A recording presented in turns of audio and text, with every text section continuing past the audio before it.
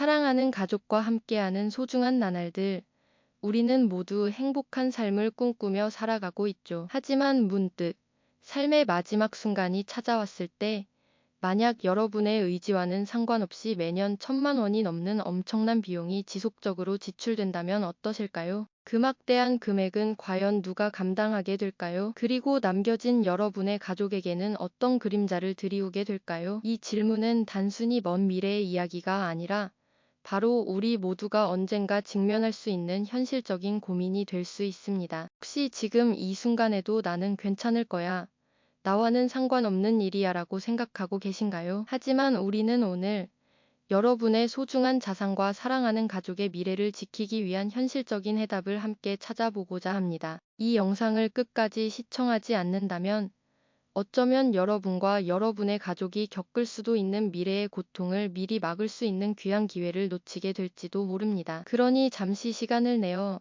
지금부터 저희와 함께 이 중요한 여정을 떠나보시는 건 어떠실까요? 우리가 흔히 연명치료라고 부르는 것은 회복 가능성이 없는 환자의 생명을 인위적으로 연장하는 의료행위를 말합니다. 여기에는 심폐소생술, 인공호흡기 부착, 혈액투석, 항암제 투여 등 다양한 의학적 처치들이 포함되는데요. 언뜻 보면 생명을 소중히 여기는 당연한 과정처럼 보이지만, 그 이면에는 우리가 미처 예상하지 못했던 거대한 재정적 그림자가 숨어 있습니다. 병원 침대에 누워있는 환자분과 그 옆에서 지친 표정으로 하루하루를 보내는 가족의 모습, 혹시 상상해 보신 적 있으신가요? 실제로 연명치료가 시작되면 단순히 병원비만이 드는 것이 아닙니다. 매달 수백만 원에 달하는 간병비는 물론 기저귀나 영양제 같은 부대 비용까지 합쳐진다면 한 해에 1,000만 원을 훌쩍 넘는 지출은 순식간에 현실이 되어버리죠. 어떤 연구에서는 연명치료 기간이 길어질수록 연간 1,000만 원을 넘어 3,000만 원,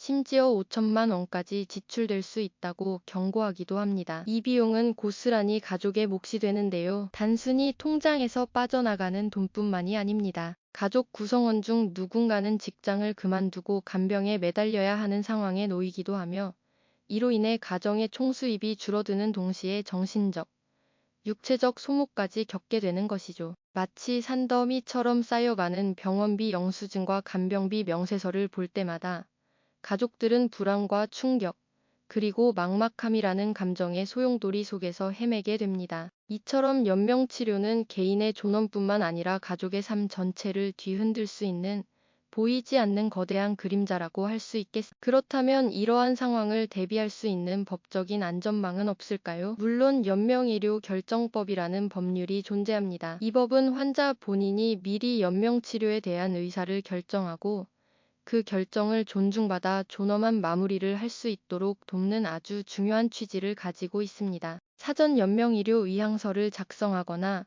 환자의 뜻을 대리하여 가족이 결정할 수 있는 길을 열어주었죠. 하지만 여기서 우리가 간과해서는 안 될 중요한 사실이 있습니다. 바로 이 연명의료 결정법이 환자의 생명권에 대한 결정을 돕는 법이지, 그로 인해 발생하는 막대한 재정적 문제를 해결해주는 법은 아니라는 점입니다. 결국 연명치료가 장기화될 경우 환자의 재산은 고스란히 치료비로 소진될 수밖에 없습니다. 문제는 여기서 끝나지 않습니다. 만약 환자 본인의 명확한 의사 결정 없이 가족들끼리 연명치료 지속 여부를 두고 갈등하게 된다면, 이는 단순한 감정 싸움으로 끝나지 않고 법적 분쟁으로까지 번질 수 있습니다. 기존의 상속법이나 증여법, 혹은 유언 관련 법률들은 이러한 연명치료 상황에서 발생하는 독특한 재정적, 법적 사각지대를 충분히 커버하지 못하는 경우가 많습니다. 재산권과 생명권이라는 미묘한 경계선 위에서 법적 해석의 어려움과 복잡성은 가족들을 더욱 혼란스럽게 만들 수 있죠. 예를 들어,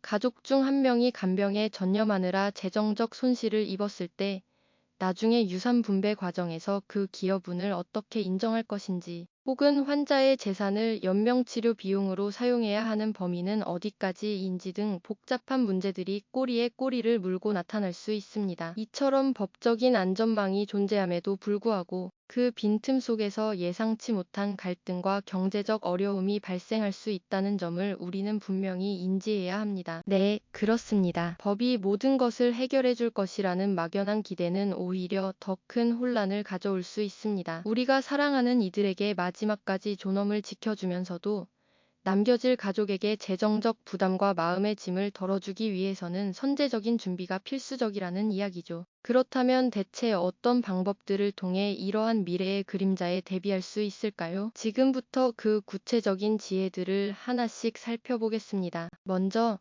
경제적인 측면에서 자산을 보호하고 가족에게 안정감을 줄 수 있는 다양한 금융상품들을 생각해 볼 수 있습니다. 가장 대표적인 것이 바로 치명적 질병, 보험과 간병보험입니다. 치명적 질병보험은 암이나 심근경색, 뇌졸중 같은 중대한 질병 진단 시 고액의 보험금을 지급하여 연명치료는 물론 장기적인 요양 과정에서 발생할 수 있는 막대한 의료비를 감당하는 데 큰 도움을 줍니다. 이는 환자 본인이 치료에만 온전히 집중할 수 있도록 든든한 경제적 버팀목이 되어주는 동시에 오랜 투병으로 인해 가족의 재산이 고스란히 소진되는 것을 효과적으로 막아주는 역할을 톡톡히 해낼 수 있습니다. 그리고 간병보험은 어떨까요? 연명치료가 장기화될 경우 단순히 병원비뿐 아니라 환자를 돌보는 데 필요한 간병비 역시 상상을 초월하는 수준에 이를 수 있습니다. 사랑하는 가족이 직장을 그만두고 간병에 전념해야 하는 상황을 막아주고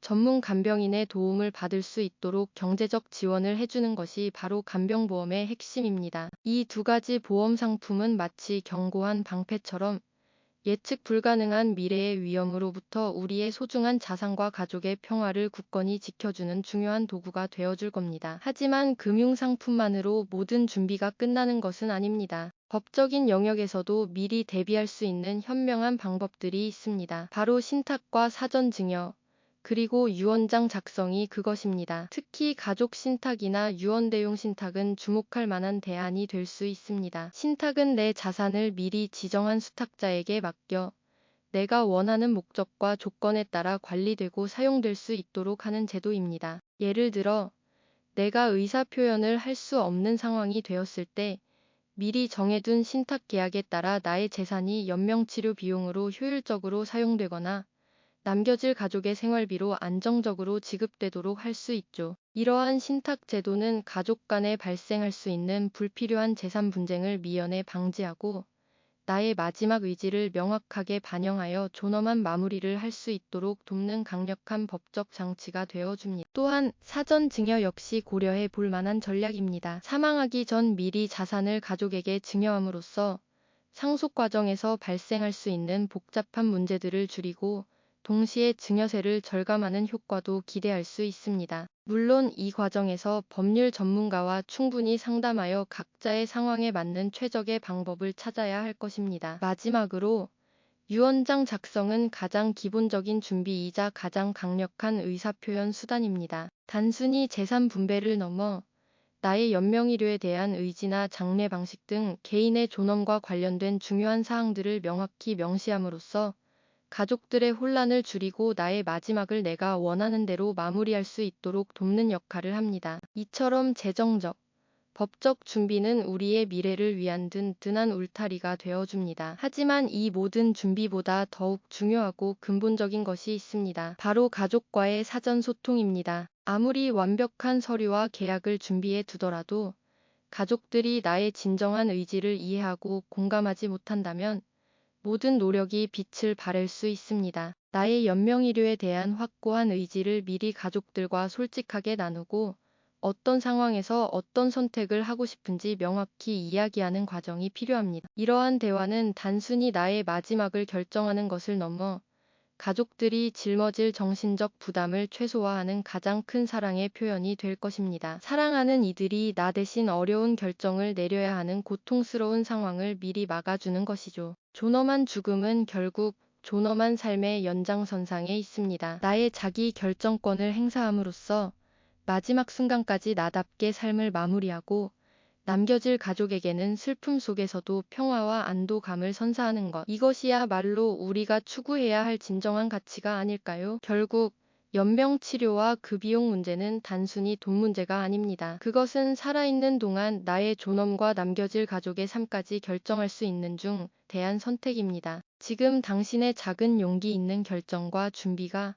당신의 마지막을 당신답게 만들고 사랑하는 가족에게는 더 큰 사랑과 평화를 선물할 수 있습니다. 막연한 무지에서 오는 두려움이 아닌 정확한 지식과 철저한 준비로 마지막 순간까지 스스로 통제할 수 있다는 안도감. 이것이야말로 우리가 이 영상을 통해 얻고자 하는 가장 중요한 깨달음일 겁니다. 오늘 우리가 나눈 이야기는 더 이상 먼 미래의 일이 아닙니다. 기대 수명 증가와 고령화 사회에서 우리 모두가 직면할 수 있는 현실적인 과제입니다. 나 자신뿐만 아니라 사랑하는 부모님, 그리고 우리 자녀들의 미래를 위해 지금 당장 관심을 가지고 준비해야 할 가장 중요한 숙제라고 할 수 있죠. 존엄한 삶의 마무리는 결국 존엄한 삶의 연속입니다. 재정적 준비가 곧 삶의 질을 지키는 행위임을 잊지 마십시오.